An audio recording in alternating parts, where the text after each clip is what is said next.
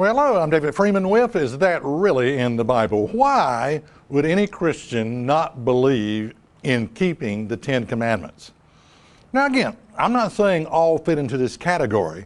I'm just saying in the world of churchianity, in the world of religion, believe me, there are a lot of Christians who will tell you the law has been abolished and we're not under the law of God, the Ten Commandments.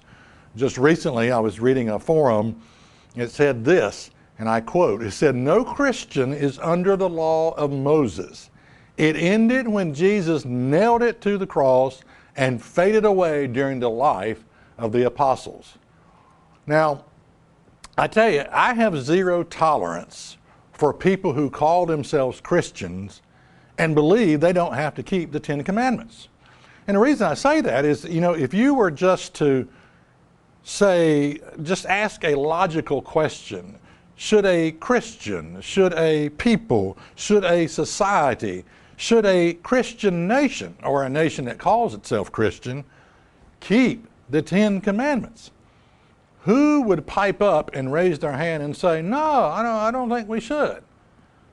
Because the law of God is a definer of morality. It tells us how to make our lives work. And I'm under the assumption that, at least you would think so, that people, especially Christians, would want their lives to work. And so to come along and say, well, no, we're not under those Ten Commandments. We don't have to keep, they've been abolished, they've been nailed to the cross, doesn't make any sense. So what I'm going through are excuses Christians use for not keeping the Ten Commandments. And they will grab their favorite verse out of the Bible, proof texting, and they'll take, usually it's just one little scripture or several scriptures together, and they will say, you see what that says? That's why I don't have to keep the Ten Commandments. So I'm going through all of them, and here's the next one. Colossians 2 and verse 14 says this, "Blotting out the handwriting of ordinances that was against us, which was contrary to us, and took it out of the way, nailing it to his cross." Now, never mind that the Ten Commandments are never referred to as the handwriting ordinances. It's just not. That's not a reference. That is not a used reference to the Ten Commandments. But this is how a lot of people view this. I'm going to read it how a lot of Christians think. "Blotting out the Ten Commandments that was against us, which was contrary to us, took it out of the way, nailing it to his cross." Now, question, was the commandments given to us for the purpose of being against us?